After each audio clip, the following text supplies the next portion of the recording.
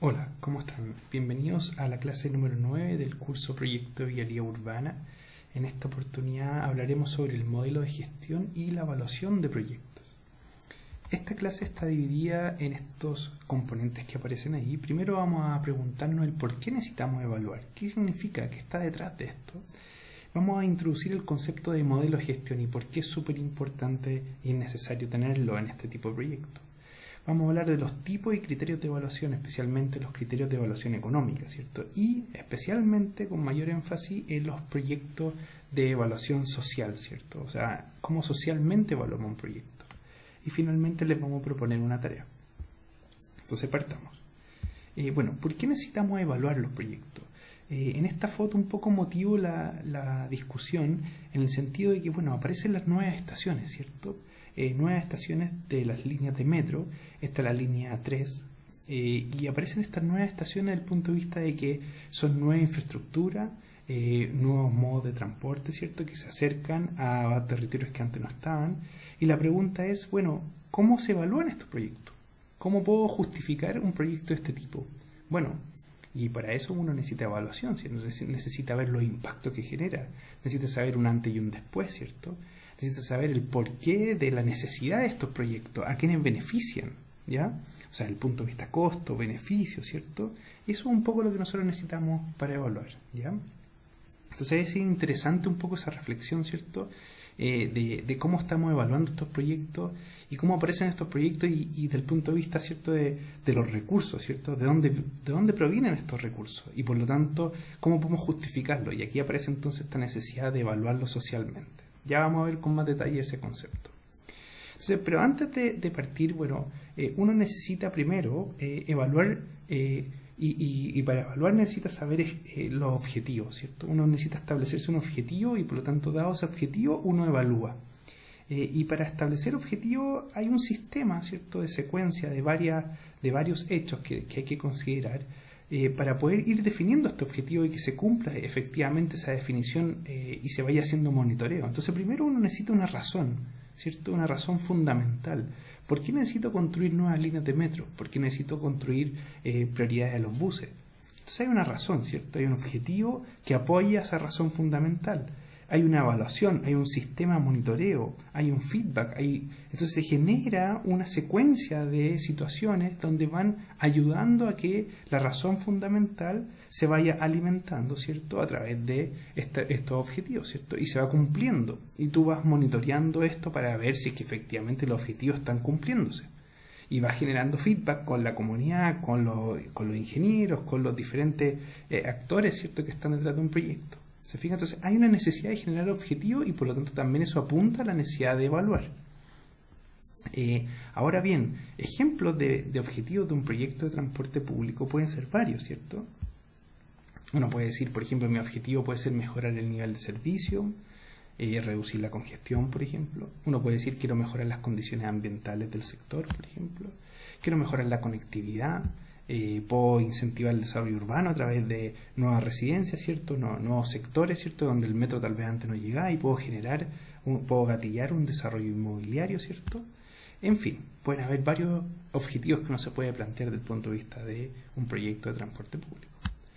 Ahora bien, la dificultad de estos objetivos, esto no es menor porque hay una serie de complicaciones que significa detrás de un objetivo de transporte que apunta a proyectos de transporte público.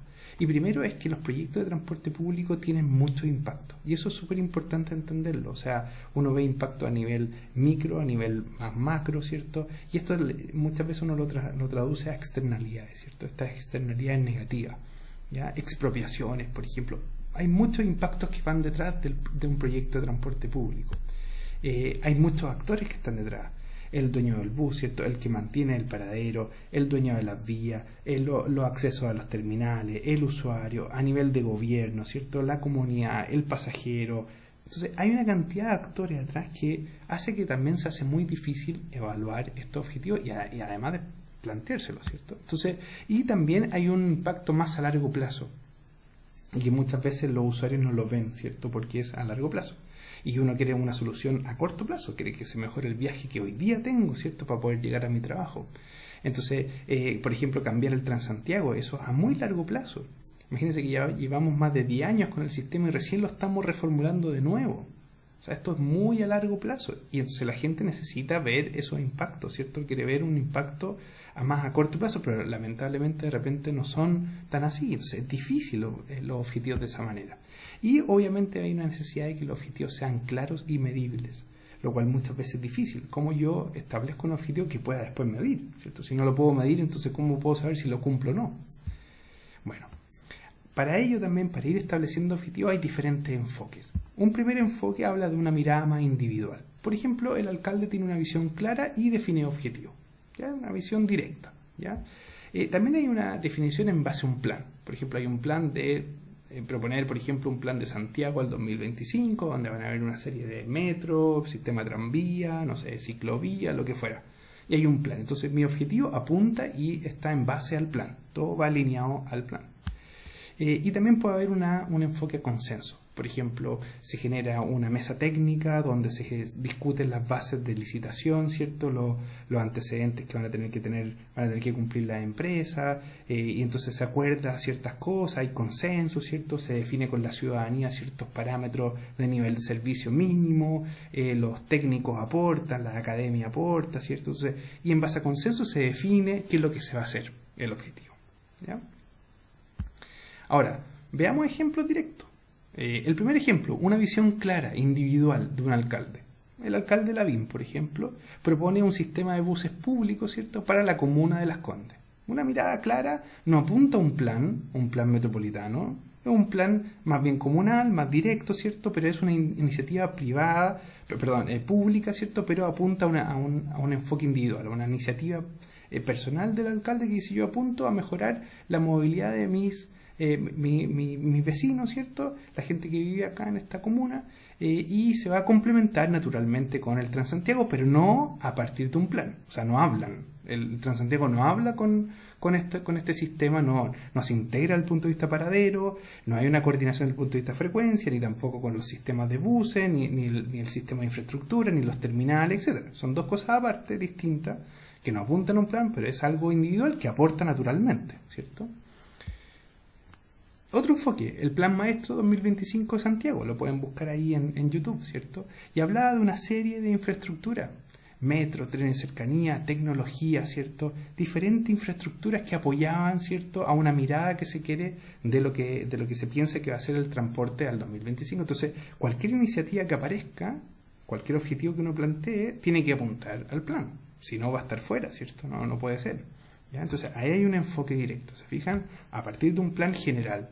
Entonces, cualquier iniciativa, ya sea un nuevo tranvía, un teleférico, la iniciativa que se quiera desde el punto de vista de transporte público, va a apuntar a ese plan directamente. Entonces va a haber una conexión entre diferentes sistemas, combinaciones, ¿cierto?, cómo se complementan. Entonces todos los actores van apoyándose uno a otro, se fijan, desde el punto de vista de diseño, operación, etcétera. Y consensos distintos, bueno, un poco lo que va a pasar hoy día, lo que está hoy día funcionando, ¿cierto? Y lo que va a pasar mañana, ¿cierto?, supuestamente a futuro, con la nueva licitación de Transantiago, donde los operadores de transporte ya no van a ser dueños de los terminales y entonces tampoco necesariamente van a ser dueños de la flota. Y lo que van a hacer los operadores van a operar la flota, que no necesariamente van a ser dueños de ella, y tampoco van a ser dueños de los terminales. El Estado va a ser dueño de los terminales, ¿cierto? Y entonces los operadores, a través de contratos con privados, van a poder usar cierta flota, entonces van a arrendar flota, ¿cierto?, o a través de leasing o algún otro sistema, van a poder usar cierta flota. Entonces, si es que el operador ese no está funcionando bien para tal ruta, bueno, el Estado va a poder sacar a ese operador y no se va a ir con los buses, sino que el bus va a quedar ahí porque va a pertenecer a otra empresa, y él tampoco se va a ir con los terminales, que era algo súper difícil, ¿cierto?, hoy en día, porque es una barrera de entrada para nuevos operadores que quieren incorporarse al sistema. Entonces, el operador va a estar solamente operando, ¿se fijan? Y el Estado va a ir controlando muy bien esa operación, ¿ya? Entonces van a haber rutas especiales, diferentes áreas, ¿cierto? Se van a sectorizar mucho más. Entonces se plantea una estrategia bien a nivel de consenso, donde ha participado un poco cierta ciudadanía, donde alguna vez hubo una participación ciudadana, donde se les preguntaba qué opinaban del sistema. Venía hace unos años atrás haciéndose eso, y también diferentes actores han participado generando esta visión ¿ya? Tanto desde la academia como también desde el sector público y privado, ¿ya? Entonces acá hay un consenso, se fijan en una mirada que se quiere a futuro de algo que tiene un acuerdo, ¿cierto? Pasemos al modelo de gestión. ¿Qué es lo que es un modelo de gestión a nivel de transporte público? Bueno, primero uno puede ver diferentes tipos. El primer caso es entender el transporte público como un derecho social. En ese sentido es como un mínimo garantizado. O sea, yo dependiendo, sin depender de mi condición socioeconómica, sin depender de dónde vivo, de mi edad, de mi género, da lo mismo, yo no debiera de depender de nada de eso y yo debiera tener un mínimo garantizado para poder acceder al transporte público y además utilizarlo. O sea, es un mínimo garantizado. Naturalmente eso conlleva a que el Estado se involucre mucho más y subsidie. Y se entienda que lo que subsidia no es una pérdida, sino que es un aporte del Estado para compensar esa calidad, ¿cierto? Ese bienestar para el usuario, ese acceso garantizado de calidad, ¿cierto? De sistema de nivel de servicio alto, ¿cierto? O sea, no solamente la oportunidad de acceder al sistema, sino que también usarlo, pero a una alta calidad. Y eso es un mínimo garantizado, ¿ya? Entonces es un derecho social y el Estado se involucra y se cubre con impuestos, ¿cierto? Y el mecanismo es a través de eso.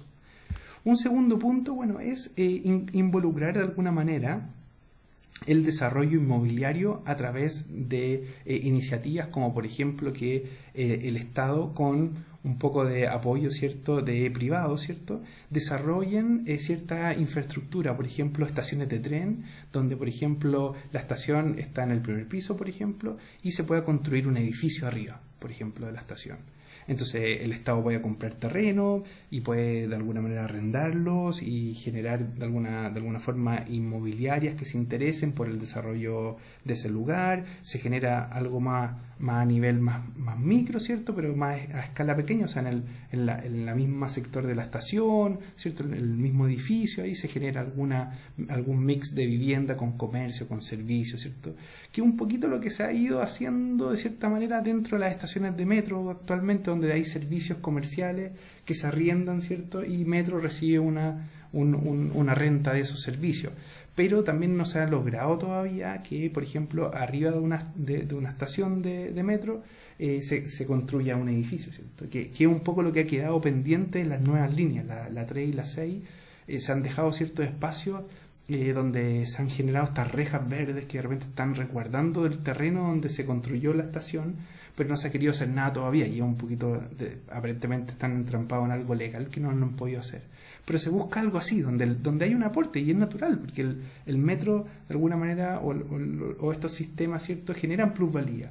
Y muchas veces esas plusvalías no las ve reflejadas el mismo Estado que aporta, ¿cierto?, en la construcción de nuevas líneas de metro, sino que lo absorbe el privado, o sea, la persona que vive en el lugar nomás. Entonces, también es difícil, claro, unos dirían, bueno, lo absorbe el privado, pero después paga supuestamente más contribuciones, bueno, puede ser, pero no se ve tan reflejado. Entonces, aquí hay una manera, un mecanismo de mix, ¿cierto?, donde se genera tren, vivienda, comercio, servicio en un mismo lugar. Y un tercer punto tiene que ver con una diversificación mucho mayor y esa más grande escala, donde no solamente el Estado adquiere ciertos terrenos pequeños, sino que también adquiere paños grandes, donde pueda incluir no solamente un servicio, ¿cierto?, sino que también colegios, hospitales, y genera todo un barrio completo, ¿ya? Uno podría pensar que esto se da en otros lugares, ¿cierto? Acá no hemos visto un sistema así de diversificación, donde se genera todo en un mismo lugar, un mix de suelo. Entonces todo está ahí, ¿cierto? Y el Estado es parte de eso, la estación de metro se conecta con un mall por abajo, con parque urbano, ¿cierto? Está todo conectado, es a gran escala, imagínenselo así. Ahora veamos algunos ejemplos. El ejemplo del modelo 1, cuando uno entiende que el transporte público está garantizado y hay un ente que lo administra de forma global, independiente de los diferentes sistemas puntualmente. Uno ve el caso del transporte de Londres, ¿cierto? El Transport for London. Y uno ve cómo un sistema permite no solamente entender a nivel global y coordinar las necesidades de los buses, sino que también del metro, del metro que va por arriba, el que va por abajo, también los taxis, también el tema de tranvía, también las bicicletas públicas, y analiza todo tipo de cosas que están pasando, lo que pasa a nivel de la calle, a nivel de de ciertas zonas que son de tráfico calmado, lo que es el nivel del río, ¿cierto? Que también funciona como canal, ¿cierto? Para transportar pasajeros, la zona de tarificación, en fin, ¿se fijan? Está todo metido en una misma institución. Es un poco lo que se quiso hacer tal vez en su minuto con el Directorio de Transporte Público Metropolitano acá en Santiago, pero que no resultó. Al final ese directorio se transformó en lo que era el administrador de Transantiago y no pudo abarcar más, ¿ya? Entonces, pero acá hay un modelo interesante, ¿se fijan? Donde hay una administración completa. Ustedes pueden revisar un poco lo que les decía, el ejemplo local, ¿cierto?, del Directorio de Transporte Público Metropolitano y qué es lo que trae detrás, qué es lo que proyecta, ¿cierto?, y un poco el objetivo que busca. Lo pueden revisar ahí con calma. El ejemplo del modelo 2 es un ejemplo que se ha dado, por ejemplo, en Hong Kong. En Hong Kong se da este mix donde el Estado proporciona de alguna manera la infraestructura básica del punto de vista de transporte público, estaciones por ejemplo, y desde la estación se va generando el urbanismo, se va generando la conexión a viviendas, se va conectando esto a oficinas, ¿cierto?, el mall, etcétera, ¿ya? Y en muchos casos el Estado también es dueño de ese suelo, ¿cierto? Entonces también le arrienda espacios de oficina, etcétera. Entonces esto se da en algunos lugares, entonces, y es bastante interesante. Entonces en conjunto con el privado se va desarrollando, se captura la plusvalía y eso es bastante bueno. ¿Se fijan lo que yo les decía, la plusvalía de construir estos sistemas? Y se logra cierta integración, porque la gente al final no tiene que salir a la vialidad, sino que se va conectando de diferentes espacios, ¿cierto?, de circulación de forma segura, eficiente, ¿cierto?, y va conectándose a nivel de subsuelo, por ejemplo. Este modelo se puede entender de esta manera, donde los actores son gobierno por un lado, los sistemas de trenes por otro lado, la sociedad y la economía, ¿cierto?, y por el otro lado las propiedades, ¿cierto? Y esa sinergia entre todos estos actores busca de alguna manera lo que aparece ahí: mejora la accesibilidad a valor de suelo, se financia la construcción de nuevas líneas porque se genera esta plusvalía, ¿cierto?, y se captura esa plusvalía. Se genera un aumento del número de pasajeros porque se va conectando el comercio con el espacio público, ¿cierto?, con nuevos pasajeros, y hay un desarrollo más sostenible, ¿cierto?, porque voy creciendo a medida que me lo va pidiendo la ciudad de forma armónica, ¿cierto?, con un mismo diseño urbano, ¿cierto?, generando una lógica, ¿cierto?, de crecimiento de la ciudad de forma sostenible, ¿cierto?, y no un crecimiento hacia lo loco, ¿cierto?, creciendo, expandiendo los radios urbanos, ¿cierto?, de construcción, sino que voy creciendo tal vez en altura, ¿cierto?, densificando ciertas zonas donde hay más aglomeración, ¿cierto?, de flujo, ¿cierto? ¿Se entiende un poco? Entonces, esta forma genera ciertos beneficios, este modelo, y es bastante atractivo para poder implementarlo en ciudades como Santiago, por ejemplo. Y un tercer modelo es lo que sucede, por ejemplo, en Japón, donde, como les decía, esta infraestructura va más allá que una zona puntual, sino que esa puede ser un barrio completo, donde se interviene y se generan nuevos colegios, nuevos servicios de hospitales, vivienda, oficina, espacio público, en los techos verdes, etcétera, etcétera, etcétera. O sea, esta cuestión da para mucho más, y ahí ustedes pueden buscar un poco ejemplos de este tipo, ¿cierto? Les doy un poco los links que pueden buscar con más detalle. Ahora, entendiendo un poco esto, la pregunta es: ¿por qué realizar una evaluación entonces? Bueno, primero que nada hay que entender que todo lo que tenga que ver con fondos públicos requiere de una evaluación social, o sea, llevar a precios socialmente, ¿ya? Y eso, en ese sentido, la metodología que se propone, es importante entender que el Ministerio de Desarrollo Social propone una metodología que se basa principalmente en los beneficios que traería o desbeneficios que traería un proyecto desde el punto de vista de transporte vehicular, ¿ya? Y en ese sentido, todo lo que es peatón y bicicleta muchas veces queda colgado un proyecto de vialidad urbana que al final no se analiza de forma bien como integral, ¿cierto? Entonces los peatones tienen que estar colgados de algún beneficio que genera, ¿cierto?, desde el punto de vista de reducción de tiempo, ¿cierto?, para los vehículos o algo así. Ahí vamos a ver algún ejemplo puntual, ¿ya? Entonces, ¿cuál es el rol de la evaluación? Bueno, es importante que una evaluación puede ser súper interesante para orientar inversiones. Yo puedo decir, bueno, quiero poner este monto, ¿cierto?, para poder desarrollar este proyecto, ¿cierto? Puedo definir diferentes alternativas. Me quedo con esta alternativa porque es la más rentable, ¿cierto?, la que me da mejor rentabilidad social. Entonces, priorizo inversiones, busco mejores alternativas, busco de alguna manera establecer cierto impacto, yo puedo evaluar cuál es mi beneficio, mi costo, ¿cierto? Cómo puedo comparar un proyecto con otro desde el punto de vista del impacto. Me permite entender un análisis ex post, ¿cierto? O sea, sin llevarlo a la realidad me permite proyectar qué sucedería, ¿cierto? Y obviamente, como es una metodología que yo uso, después puedo validar ciertos supuestos y usar esos métodos para otros proyectos también. Y eso me permite hacer una secuencia de metodología y estandarizar ciertos criterios. Ahora, si uno va a los tipos de criterios y la evaluación, primero uno tiene que entender que los tipos de evaluaciones económicas son de diferentes formas. Primero hay un tipo de costo-minimización.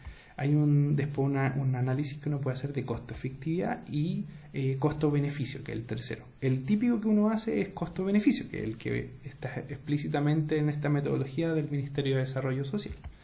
Ahora, la pregunta es ¿cuál elijo? Bueno, va a depender del objetivo. Y por eso yo les explicaba al principio de la clase el tema de los objetivos. Entonces, eso es súper importante. Y teniendo entonces claro el objetivo, vamos a poder elegir qué tipo de evaluación vamos a usar. Veamos el primer caso, costo-minimización. Entonces, primero, en este caso, el objetivo está fijo y se compara el costo para diferentes opciones. Veamos un ejemplo. Si, por ejemplo, el alcalde quiere construir un tranvía para conectar A con B, entonces el alcalde va a tener que elegir entre dos opciones. Se presentan diferentes opciones de ruta, ¿cierto? Tubo en el viaducto, etcétera, y el alcalde elige la opción de menor costo. ¿Se fijan? Es directo, ¿ya? O sea, tengo de A a B una opción y hay diferentes alternativas por donde voy, ¿cierto? Pero hay una construcción de tranvía, ya se sabe qué es lo que se va a hacer, ¿se fijan? Entonces hay un objetivo fijo y lo que se busca un poco es comparar cuál me da un menor costo, ¿se entiende? Si uno busca el segundo ejemplo, ¿cierto? El segundo caso, perdón, el costo-efectividad. Entonces se compara en este caso el costo y la efectividad de las soluciones, ¿ya? Entonces, en este caso, por ejemplo, el alcalde propone, por ejemplo, diferentes opciones para reducir las emisiones de contaminantes. ¿Ya? ¿Se fijan? Entonces, la opción 1 dice, mira, voy a invertir en bicicletas públicas, por ejemplo, y eso va a reducir tanta cantidad de CO2. La opción 2, voy a implementar una zona de baja emisión, por ejemplo, y eso va a producir tanto CO2 menor, ¿cierto? Entonces, ¿cuál es la opción que el alcalde va a elegir? Bueno, la que le dé entonces como dice ahí, un costo-efectividad, ¿cierto? Obviamente a favor, ¿cierto? Entonces, en este caso, por ejemplo, la opción 1, ¿cierto? Le da 20 toneladas, ¿cierto? Por unidad monetaria. Y en el otro caso le da 30 toneladas, ¿cierto? De ahorro por unidad monetaria. ¿Se fijan? Entonces, en este caso elige la opción 2, porque estoy teniendo un mayor beneficio desde el punto de vista de ahorro ¿cierto? De toneladas, ¿cierto? Para un costo de inversión. ¿Se fijan? Entonces estoy teniendo más efectividad. ¿Se fijan? A un costo, ¿cierto? Entonces elijo la opción 2. ¿Se fijan? Costo-efectividad. En la opción 3, ¿cierto? Tercer forma de entender este tipo de evaluaciones. Se compara el costo y la efectividad, pero convertido a valores sociales, a precios sociales, en términos de los beneficios que significaría esa efectividad. ¿Se entiende? Y este es el que más usamos nosotros. Entonces, por ejemplo, Metro Santiago compara diferentes opciones, ¿cierto? Para mejorar la conexión entre, por ejemplo, la estación Tobalaba y el Mall Costanera Center, ¿cierto? Entonces, por ejemplo, la opción 1 dice, mira, voy a extender la línea 1 y voy a hacer una curva, ¿cierto? Y voy a extender por allá y voy a conectar esto y esto me cuesta tantos millones y el beneficio llevado a precio social aparece ahí, ¿cierto? Ahora, opción 2, voy a implementar, imagínense una pasarela peatonal con escaleras mecánicas y eso va a tener un costo de tanto, ¿cierto? Y un beneficio de tanto. La pregunta es, ¿cuál opción elijo? Entonces, lo primero que hay que hacer es hacer la razón, ¿cierto? De, como aparece ahí, ¿cierto? De beneficio, ¿cierto? Beneficio calculado y el costo. ¿Se fijan? Entonces, mientras eso sea mayor, entonces yo elijo esa opción. ¿Se entiende? Después de esto de entender un poco los tipos de evaluaciones, es importante entender el business case, ¿ya? Y para eso es importante entender que este elemento, ¿cierto? El business case es una forma de informar a todos los actores y tomadores de decisión de los componentes de su proyecto, del punto de vista financiero, del punto de vista de evaluación económica. Para eso ustedes van a poner todos los elementos, la razón fundamental, ¿por qué es necesario este proyecto? Justifíquenlo. ¿Hay una alineación del punto de vista estratégico? ¿Qué plan, el objetivo, a qué plan apunta? ¿Está dentro de un plan? ¿Qué es lo que proyectamos? ¿Cuál es la visión? ¿Cuál es la imagen objetivo de su proyecto? ¿Cuáles son explícitamente los beneficios y los costos de su proyecto? ¿Cuál es el plan de trabajo? ¿Qué carta Gantt tienen planificada? ¿Cuáles son las actividades principales? ¿Cuál es la ruta crítica? Después, ¿cuál es la solución en el caso de un plan B? En ese sentido es importante tener análisis de opciones de solución. Si no nos resulta esto, bueno, vamos a tener esta otra opción. Y la factibilidad, cuáles son los riesgos desde el punto de vista financiero, técnico, etcétera. Y la gestión y responsabilidad, ¿quién se va a hacer cargo de quién? ¿Quién va a mantener ese espacio? Si ustedes van a implementar una mejora en el paradero, ¿quién lo va a mantener? ¿Quién lo va a construir, cierto? ¿Quién se va a hacer cargo de la inversión? ¿Ya? Entonces, es importante tener todo esto en un business case para darle sustento desde el punto de vista financiero y económico al proyecto que ustedes van a desarrollar. En eso tenemos que apoyarnos muy fuertemente de este manual que yo les menciono acá. Es importante que ustedes lo busquen, que lo revisen, que le echen una mirada y me pregunten cualquier duda que tengan. Y un poco desglosando ese manual, es importante, les voy a dar algunos tips acá importantes para que lo vayan desarrollando en su proyecto. Primero, para ir entendiendo cómo funciona este manual, es interesante primero identificar el proyecto y sus características, entendiendo que ustedes ya han ido avanzando en esto, ¿cierto? Entender una situación base, que es un poco el diagnóstico, ¿cierto?, que ustedes ya han ido avanzando. Identificar las variables que ustedes ya han medido, supuestamente, ¿cierto? Datos, ¿cierto?, que han recogido, etcétera.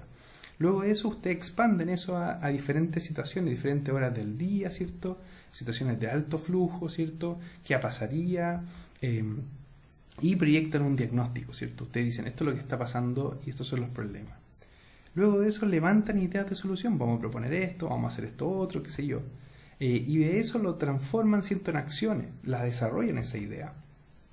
Arman un presupuesto, van a establecer cuánto va a costar esto, qué va a significar.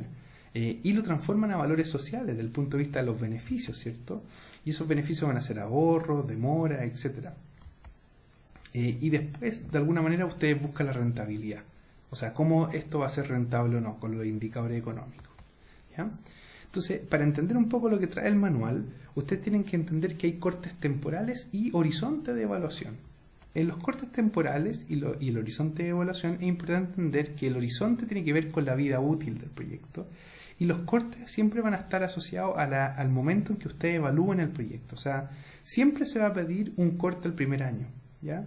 Y eso va a ser para todos los proyectos. Ustedes tienen que calcular el beneficio que produce un proyecto al primer año, ¿ya? Al primer año de marcha del proyecto. Y después, dependiendo del tipo de proyecto, ustedes van a hacer un segundo corte temporal.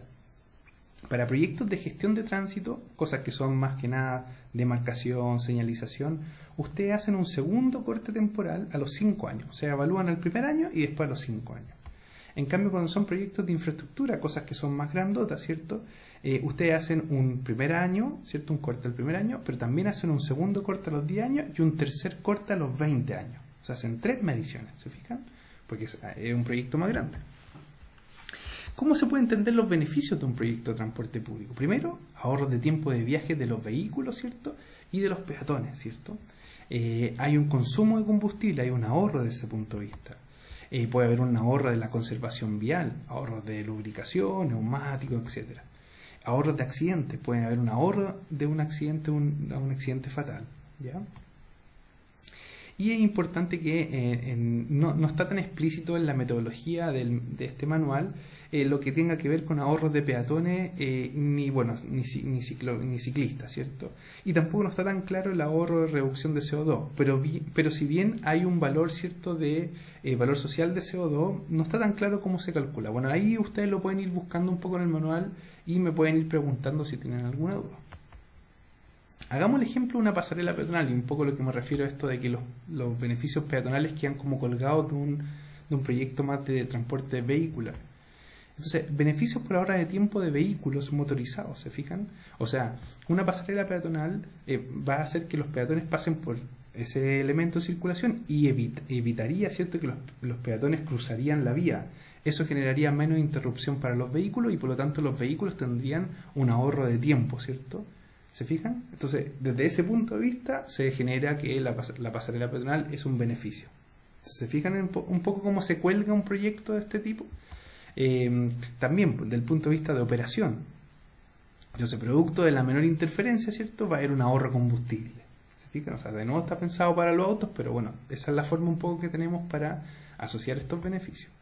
Y hay algo también que está incluido, ¿cierto? Desde el punto de vista de accidentes, ¿cierto? Que lo podemos ir comentando, ¿cierto? Pero hay un valor social de accidente, pero también no está tan claro cómo se puede utilizar en la metodología.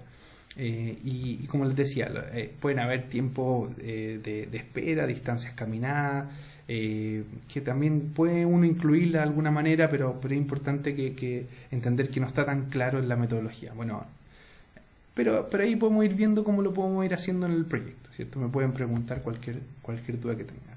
Bueno, a corto plazo, al primer año, ¿qué tengo que medir yo? Primero, la tasa de rentabilidad inmediata. ¿Ya? Esta tasa de rentabilidad inmediata, de alguna manera se entiende como aparece ahí, ¿cierto? También se le conoce como tasa de retorno al primer año, ¿ya? Y también hay que calcular el VAN al primer año, ¿cierto? El valor actualizado neto, ¿cierto? Al primer año. ¿Y cómo se calcula eso? Bueno, ahí están las fórmulas, ¿se fijan? Tienen que calcular los beneficios al primer año y la inversión al primer año, ¿cierto? La inversión inicial. Ahí está el cálculo del VAN también al primer año, cómo se calcula ahí. Y como les decía, el criterio un poco de esto es que esta tasa, ¿cierto? El TRI tiene que ser mayor a la tasa de actualización social, que es de un 6%. ¿Ya? Y además el VAN al primer año tiene que ser mayor que 0. Cuando estamos con eso, estamos ok, ¿cierto? Entonces el primer corte temporal estamos ok con ese indicador. Indicadores ya a largo plazo, ¿cierto? A los otros cortes temporales que les hablaba yo antes. Entonces primero hay que calcular una tasa interna de retorno, ¿cierto? Que se entiende como este valor cuando el VAN toma un valor igual a 0, ¿cierto? Y hay que calcular también el VAN, ¿cierto? El valor actualizado neto. Y también hay que calcular la razón del beneficio con el costo, ¿ya? Esas son 3 cosas que hay que calcular a largo plazo. Este indicador, el TIR, ¿cierto? Tiene el TIR, ¿cierto? Tiene que ver con que si es mayor o menor que esta tasa R, ¿cierto? Y R tiene la definición de que es el costo de oportunidad o tasa mínima. Para que usted lo entienda bien, es como si es que este TIR es menor que este R, entonces me conviene guardar esa plata, por decirlo de alguna manera, y guardarla en el banco, y no es tan rentable como poder usarla, ¿cierto?, en el proyecto. Entonces me conviene más guardarla y usarla dejarla guardada por mente y dejarla para más adelante, ¿ya? Entonces este es un primer indicador que es necesario considerar, ¿cierto? El VAN, como aparece ahí, es importante que sea mayor que 0, ¿cierto? Y como ustedes ven, se calcula de esa manera. En Excel también hay fórmulas muy directas de cómo calcular esto también, ¿cierto? Acuérdense que el I sub 0 es la inversión inicial, ¿cierto? Y después el tercer indicador que les mostraba es el beneficio dividido en el costo. Obviamente queremos que el beneficio dividido en costo sea mayor que 1, ¿cierto? Y de esa manera vamos a decir que estamos teniendo más beneficios que costos, ¿cierto? Acuérdense, siempre beneficio llevado a precios sociales.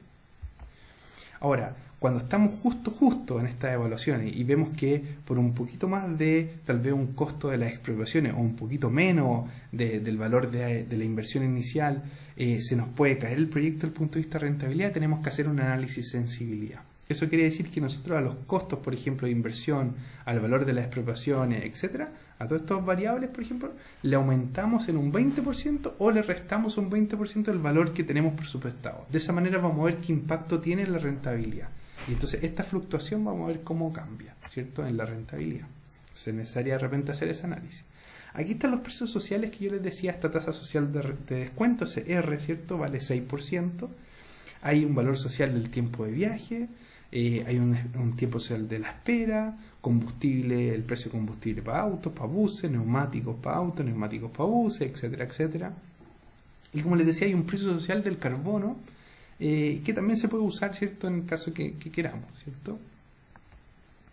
Y ejemplos de beneficio, entonces, por ejemplo, si tuviéramos una nueva línea de tren que conecte A con B, que será usada por 5.000 pasajeros que antes usaban el bus. Actualmente imagínense que el trayecto en bus era 30 minutos y en tren duraría solo 20. Entonces la pregunta es, ¿cuál sería el beneficio? Bueno, si lo llevamos a algo simple, el beneficio al primer año sería algo así.